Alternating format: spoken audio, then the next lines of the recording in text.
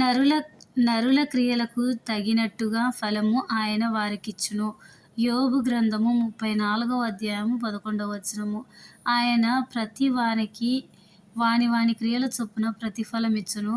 వారు జరిగించిన క్రియల చొప్పున అవి మంచివైనను సరే, చెడ్డవైనను సరే, దేహముతో జరిగించిన వాటి ఫలములను ప్రతి వాడును పొందునట్లు మనమందరము క్రీస్తు న్యాయపీఠము ఎదుట ప్రత్యక్షం కావాలి.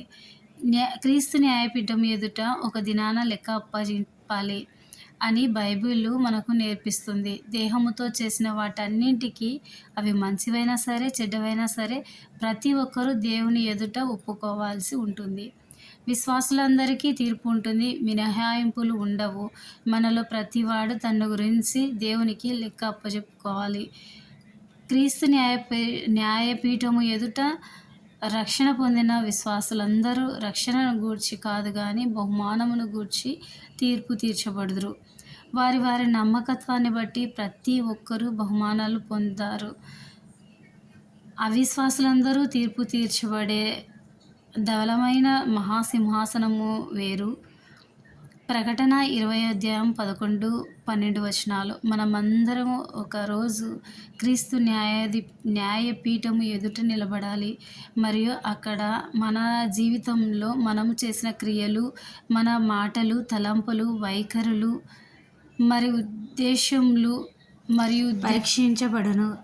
దానిని బట్టి మనము బహుమానము పొందెదము. ఆమేన్. ప్రభువా, మనుషులకందరికీ వారి వారి క్రియల చొప్పున నీవే ప్రతిఫలమిచ్చుచున్నావు కాగా కృప చూపుటయు నీది.